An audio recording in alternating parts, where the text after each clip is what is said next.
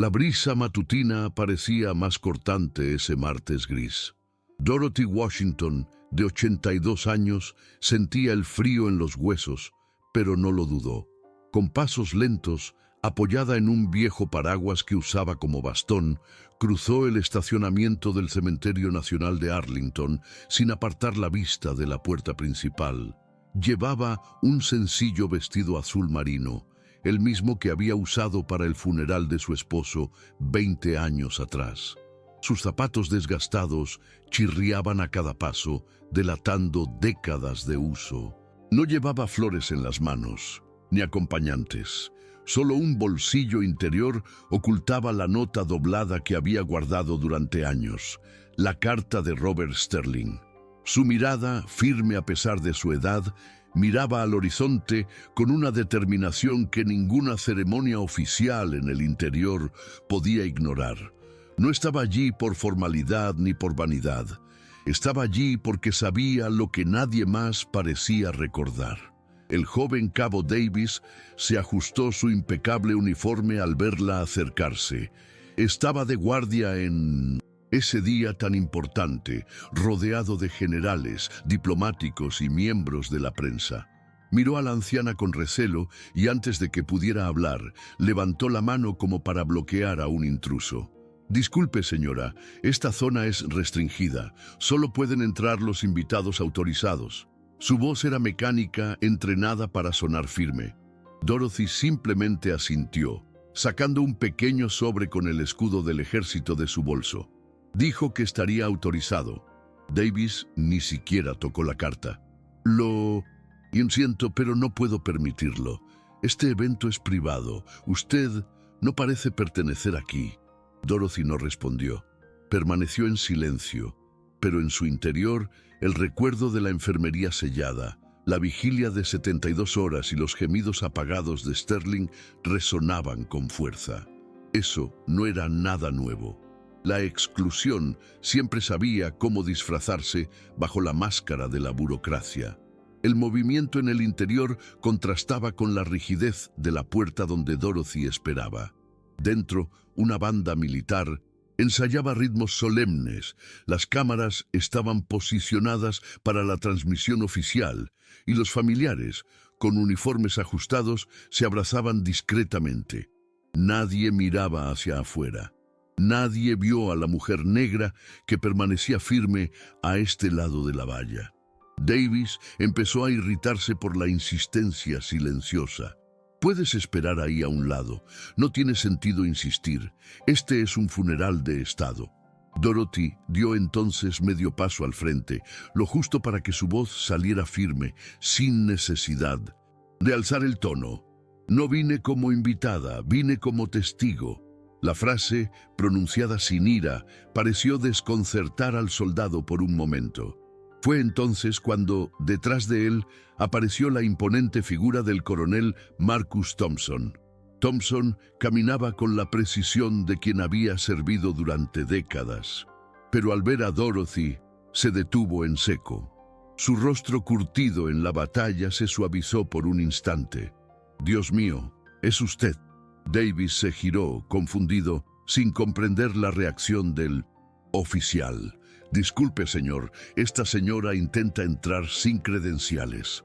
Thompson lo ignoró. Se acercó a Dorothy con visible respeto y la saludó con un ligero toque en el hombro.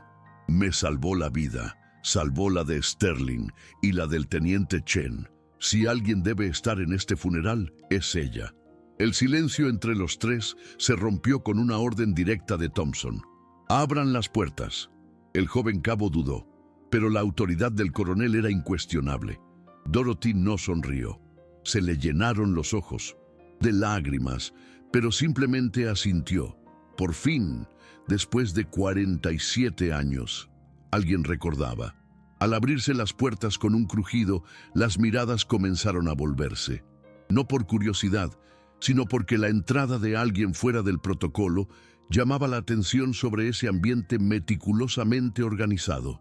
El coronel Thompson caminaba junto a Dorothy, sin prisa, como si cada paso tuviera un peso histórico.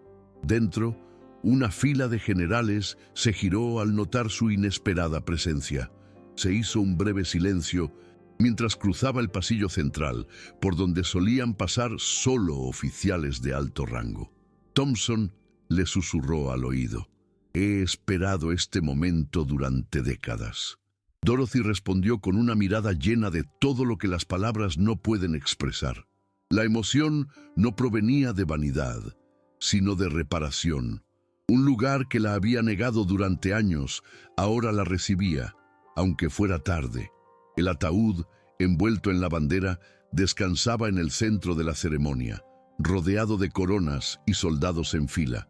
Dorothy se detuvo a pocos metros, con la mirada fija en él, con una calma que no era frialdad, sino reverencia. No necesitó decir nada. Sabía que Sterling había cumplido su promesa. Incluso en la muerte, se había asegurado de que ella fuera reconocida. Antes de que pudieran comenzar los discursos, un movimiento entre los organizadores de la ceremonia captó la atención de todos. El general Marcus Arlington, actual jefe del Estado Mayor Conjunto, apartó a sus ayudantes y se dirigió al micrófono central. Su presencia era esperada, pero lo que dijo a continuación no estaba en el guión. Antes de comenzar los homenajes oficiales, hay alguien aquí cuya presencia debe ser reconocida como parte esencial de esta historia. La mujer que salvó mi vida, la de Sterling y la de Thomas Chen. El murmullo entre los invitados comenzó en voz baja, pero rápidamente se extendió por la multitud. Arlington hizo una breve pausa y continuó con la firmeza de quien comprendía el peso de sus palabras. Dorothy Washington, enfermera de combate que ahora tiene 82 años, fue responsable de uno de los actos más valientes que este ejército haya presenciado, aunque nunca haya sido registrado oficialmente. Luego la señaló, quien permanecía inmóvil, con las manos entrelazadas. Durante una misión clasificada en 1978 en la frontera con Laos, desobedeció órdenes directas, confiscó medicamentos experimentales y cerró una sala médica para salvar la vida de 3 soldados heridos. Yo fui uno de ellos. También Sterling y el teniente Chen.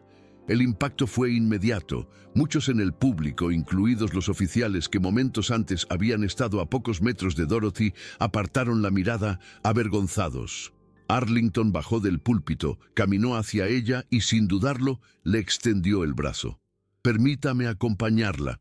Los fotógrafos casi tropezaron al intentar capturar el momento.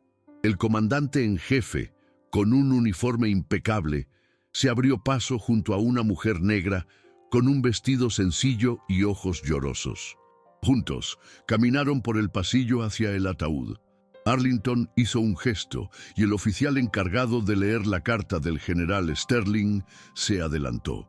La carta fue extraída de un sobre con el sello personal del general y leída en voz alta delante de todos. Si Dorothy Washington asiste a mi funeral y la rechazan, detengan todo esto. Ella pertenece aquí más que cualquier otra persona presente. La lectura continuó con palabras de gratitud, reconocimiento y denuncia silenciosa de una historia que el propio Sterling se avergonzaba de haber permitido borrar.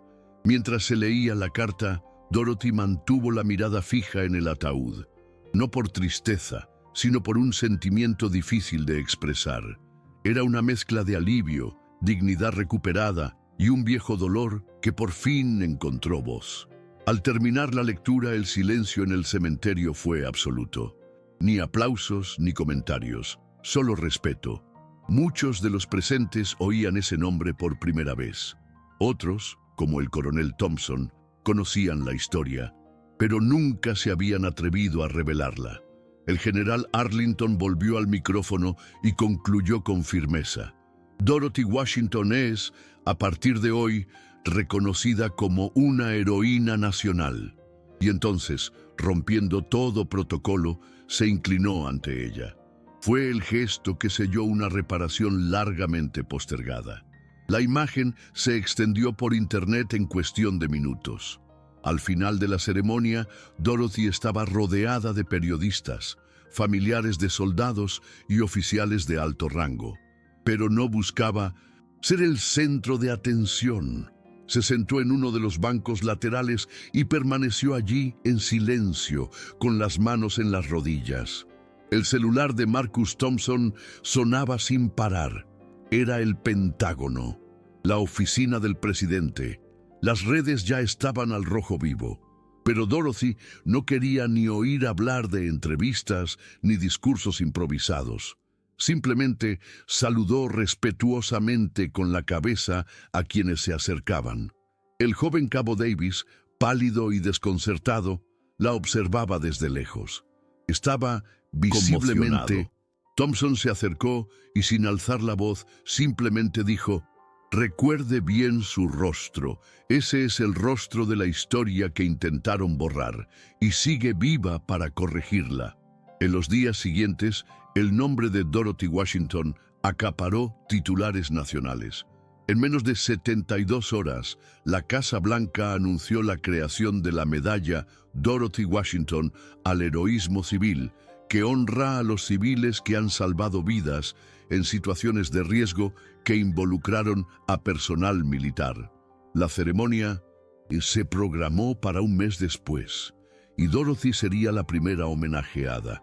La invitación oficial llegó con una llamada telefónica personal del presidente, pero ella simplemente dijo: «Acepto, siempre y cuando esta medalla represente a los muchos que aún están olvidados».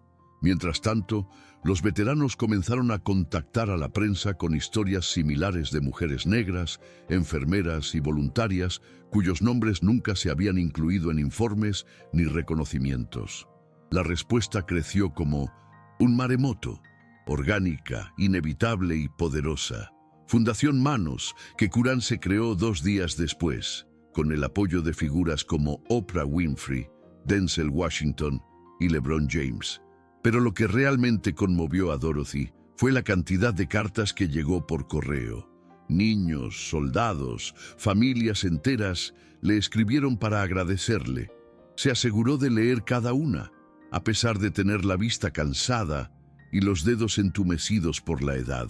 Una en particular la conmovió profundamente, de Thomas Chen, el tercer hombre al que había salvado y que desde entonces vivía recluido debido a un trauma. La carta simplemente decía: «Estoy viva gracias a ti. Nunca pude agradecerte, pero ahora todo el mundo lo está haciendo por mí. Gracias, Dorothy». Cuando terminó de leerla, se puso la carta sobre el pecho y dejó que las lágrimas fluyeran, sin prisa, sin vergüenza. Cada semana se abrían nuevas clínicas para la fundación en ciudades donde el sistema de salud descuidaba a los veteranos, especialmente a los pobres y no blancos. Dorothy no se esforzaba por estar presente en todas, pero grababa videos cortos agradeciendo a cada comunidad involucrada. Acabo de empezar algo que se necesitaba desde hacía mucho tiempo. Ahora les toca a ustedes. La humildad con la que afrontaba su creciente visibilidad contrastaba con el verdadero impacto que estaba generando. En menos de 2 meses, había clínicas operando en 8 estados de Estados Unidos. Cuando los periodistas le preguntaban cómo lograba mantener la calma en medio de tanta conmoción, sonreía levemente y respondía: «Esta no es la primera vez que el mundo me ignora, así que, de todas formas, no será la primera vez que siga adelante». Pero el mundo ya no la ignoraba. La ONU envió una delegación para conocerla en persona y escucharla hablar sobre justicia restaurativa. Los hospitales renovaron sus políticas internas de reconocimiento. Las escuelas y universidades adoptaron su historia como material de lectura obligatoria. En West Point, la academia militar más prestigiosa de Estados Unidos, su imagen junto a Sterling, Arlington y Chen estaba colgada en el salón principal. Un retrato en blanco y negro con la leyenda: «La mujer que nos mantuvo vivos». Cuando invitaron a Dorothy a hablar en la graduación ese año, más de 800 cadetes guardaron silencio absoluto. Su discurso fue breve. El verdadero heroísmo no tiene color, ni clase, ni estatus. Tiene coraje y compasión. Cuando terminó, Recibió una ovación de pie que duró más de 5 minutos. Y sin embargo, su emoción no era vanidad, era gratitud, pura y silenciosa. Dorothy nunca buscó un cargo, la atención ni el prestigio. Cuando le preguntaban qué quería ahora, después de todo esto decía: no quiero que nadie tenga que esperar 47 años para ser atendido. En los años siguientes, su fundación trascendió las fronteras de Estados Unidos. Surgieron clínicas en México, Colombia, Sudáfrica, Vietnam y otras regiones donde los veteranos vivían marginados. Dorothy se esforzó por formar equipos locales y capacitar personalmente a nuevas enfermeras cuando su salud se lo permitía.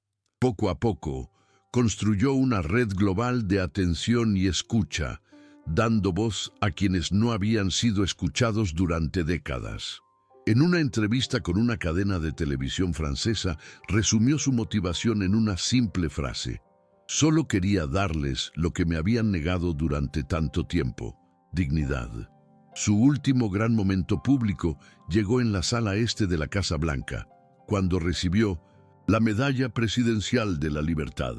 Caminó lentamente hacia el escenario de la mano de Arlington y Chen. Los dignatarios del público se pusieron de pie al verla.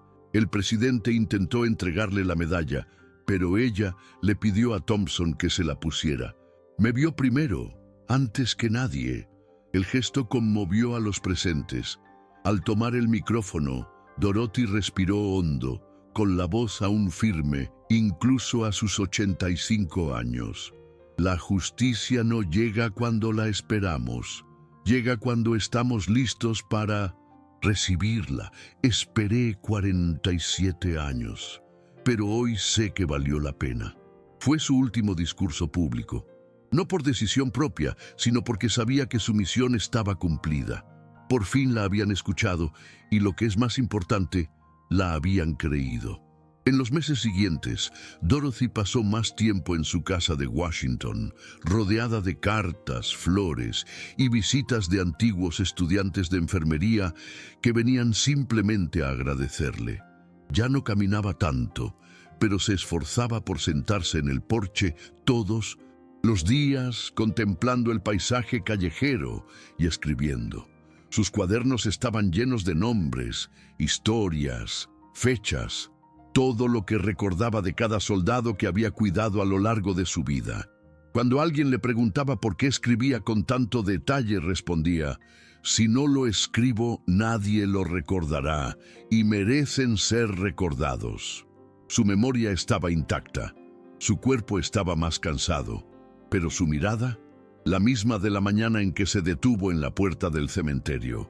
Una mirada que no pedía permiso, sino que afirmaba su presencia. Dorothy murió en paz en su casa, 3 años después del funeral de Sterling. Su velatorio se celebró en el mismo Cementerio Nacional de Arlington, con honores reservados para los héroes de guerra. Solo que esta vez no hubo puertas cerradas. Miles de personas asistieron: enfermeras, soldados, artistas, dignatarios y, sobre todo, familias comunes. En la sencilla lápida había una inscripción de su propia elección: Dorothy Washington. Se preocupó por que otros pudieran vivir. Su fundación sigue activa, su nombre es una ley federal y su historia se enseña en escuelas de todo el país. Pero más que todo eso, Dorothy se convirtió en un símbolo de lo que significa resistir en silencio y aún así cambiar el mundo. No con armas ni con discursos, sino con valentía y compasión, día tras día. Con el tiempo, la imagen de Dorothy caminando junto a Arlington en el funeral de Sterling se ha utilizado en libros de historia, murales escolares y campañas corporativas. Pero para ella, lo más importante siempre ha sido el cambio tangible. Ver a veteranos que antes eran invisibles recibir la atención adecuada, ver clínicas abiertas donde antes había silencio y, lo más importante, ver a jóvenes negros creer que su existencia importa. Una vez, en una escuela pública de Baltimore, una niña de 11 años le preguntó si lamentaba haber esperado tanto tiempo para que se hiciera justicia. Dorothy sonrió con ternura y respondió, si me hubiera rendido, nunca habría llegado. Toda la sala quedó en silencio. Nadie olvidaría jamás esas palabras. Incluso en sus días más tranquilos, la rutina de Dorothy consistía en escuchar, cuidar y estar presente. Sus vecinos sabían que podían llamar a su puerta en cualquier momento y ella siempre les decía, siéntense aquí conmigo un rato. Así vivía sin prisas, pero con un propósito. Por las mañanas leía periódicos y respondía cartas. Por las tardes charlaba con voluntarios de la fundación por videollamada. Por la noche escribía sus memorias, no para publicarlas, sino para dejar un legado interior, un archivo de humanidad. Una de sus últimas entradas decía, el tiempo no borra a quienes eligen cuidar, y quizás por eso, incluso después de su partida, Dorothy no desapareció. Permaneció en las manos que ahora cuidan, en las voces que ahora hablan y en los corazones que aprendieron de ella que la justicia puede tardar, pero nunca falla cuando la guía el amor.